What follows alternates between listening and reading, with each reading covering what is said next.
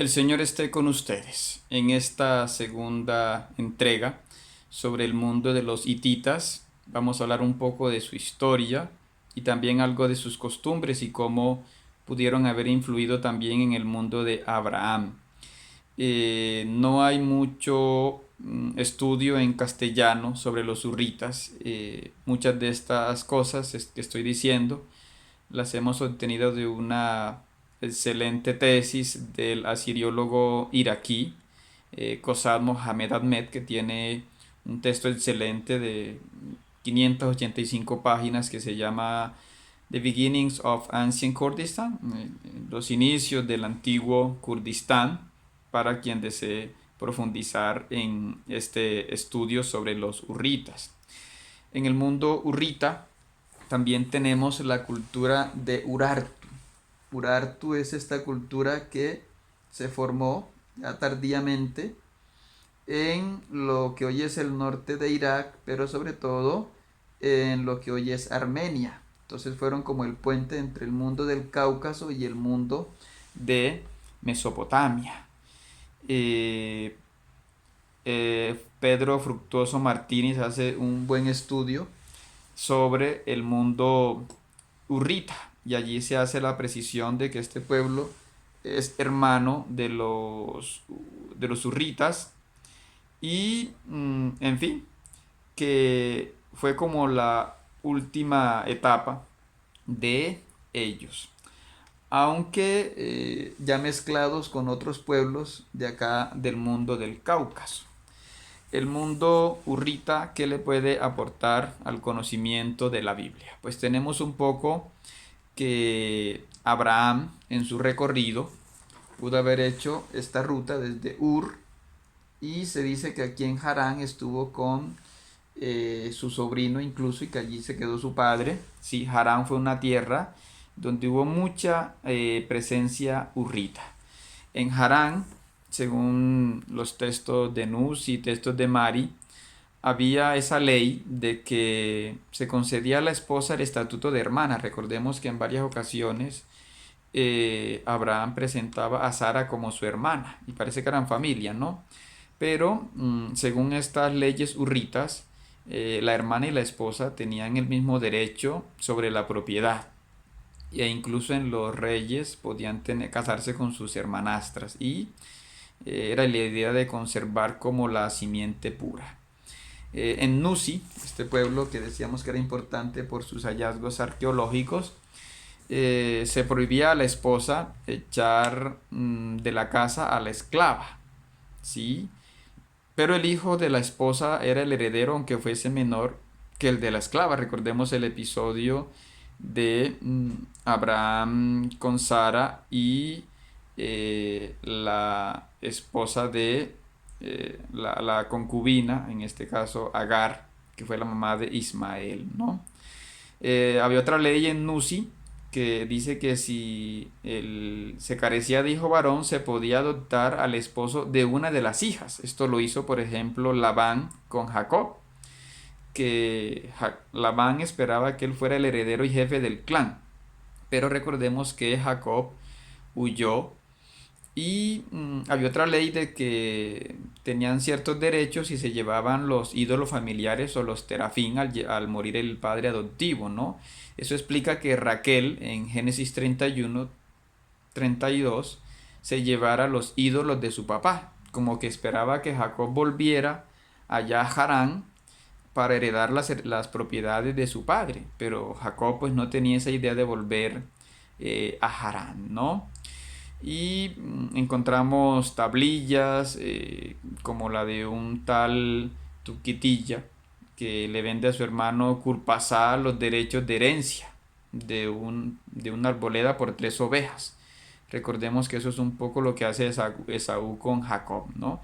Ya habíamos dicho en el video anterior que en Nusi se tenía la ley del levirato y en las tablillas que se han encontrado de los hurritas de Nusi se habla de un tal Tarmilla que ganó frente a sus dos hermanos un pleito eh, porque querían impedirle que tomara como esposa a una mujer llamada Zululishtar y los jueces fallaron a su favor al establecer que su padre Huya se le había otorgado formalmente en una declaración oral solemne, ¿no? Y también tenían que tratar con el guardián de la doncella, que podía ser el hermano, a quien se le pagaba la dote.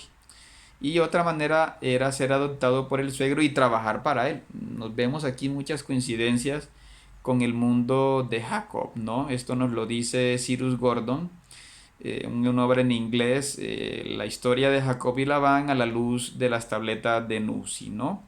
Y también lo tenemos de Gibson, que habla en otro texto en inglés, la luz de Mari en los patriarcas, y también en el diccionario ilustrado de la Biblia, ¿no? Algo que llama la atención de los hurritas es que usan pocas palabras extranjeras en su lengua, ¿sí? En cambio, en otras lenguas sí se adoptaron palabras de ellos, ¿no? Los hurritas, como digo, eran comerciantes, se extendieron por muchos lugares. Es probable que por eso también tuvieran presencia en Gabaón, en Gilgal e incluso en el templo de Jerusalén, ¿no? Gabaón, recordemos que tuvo problemas con el rey Saúl, que casi intentó exterminarlos, y que allí se hace una reflexión, ¿sí? Sobre la responsabilidad y el respeto a los grupos minoritarios, ¿no? Eso se hace en 2 Samuel 21. Recordemos que Samuel también diezmó a los gibitas, que parece que eran hurritas, como decíamos, y ellos tuvieron que huir, ¿no? Como se dice en 2 Samuel 4, bajo pretexto de celo por Israel. La madre de dos de los 7 ajusticiados, Rispa, los cubre piadosamente varios meses. Entonces esta mujer, a pesar de ser extranjera, es un ejemplo de piedad, ¿sí? Porque ellos se habían aliado a los israelitas y en cambio se nos dice que les habían reducido a leñadores y aguadores, como se dice en Josué 9. Esta reflexión nos la hace Francisco Laje cuando aborda el tema de la violencia en el Antiguo Testamento, ¿no? Gabaón, pues fue una ciudad de Israel que se dice que era una ciudad real o grande, ¿sí?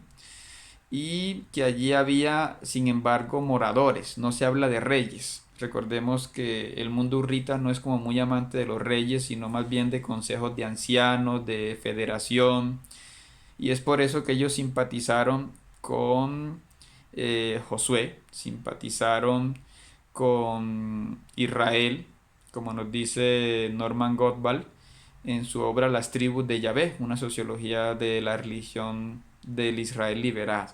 Entonces, los que suponemos que eran hurritas, los jebuseos, los fereceos, y los hivitas se aliaron a Israel viendo que Israel tenía un sistema al principio, en la época de los jueces, parecido a los de ellos, no con reyes, sino con ancianos, con líderes, ¿no? En cambio, parece que chocaron los israelitas fue con los jebuseos, que parece que eran, por sus nombres al menos, un pueblo hurrita, ¿sí? Como se dice en Josué 25. Aunque allí al rey Adonisedec se le considera tiene un nombre amorreo, ¿no?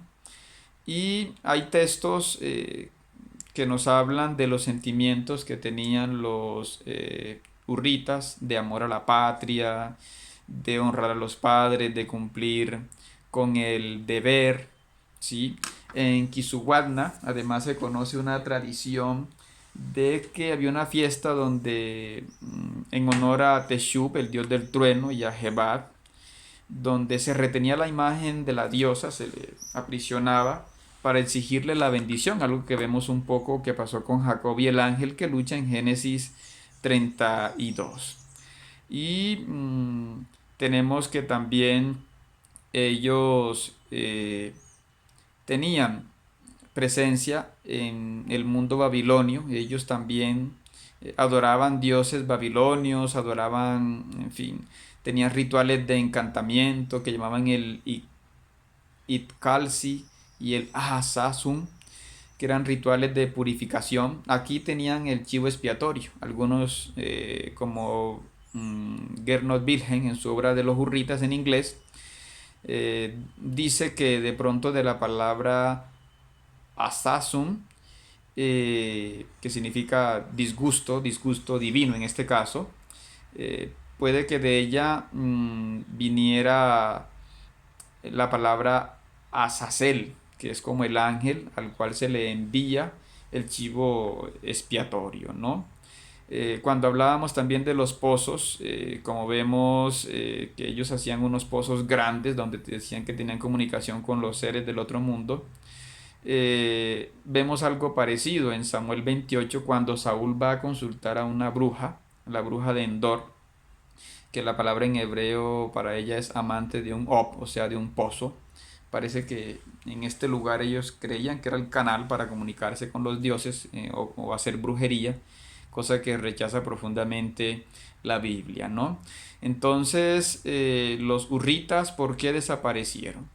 Ellos desaparecieron, si lo comparamos con el mundo israelita, lo que habíamos dicho. No tenían esto, ¿no? No tenían un libro, no tenían algo que los identificara, no se identificaban como un solo pueblo. Ellos entonces fueron combatidos profundamente por los babilonios, ¿sí? Que los fueron atacando, incluso los sumerios los fueron atacando. Ellos fundaron un gran imperio que fue Mitanni, pero también acabó combatiendo con los egipcios, con los hititas, y luego su tierra fue ocupada por los pueblos iranios, entre ellos un pueblo que se hacía llamar los carducos.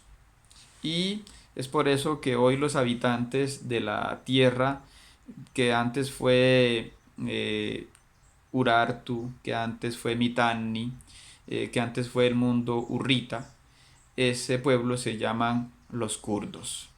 Bueno, muchísimas gracias por acompañarnos.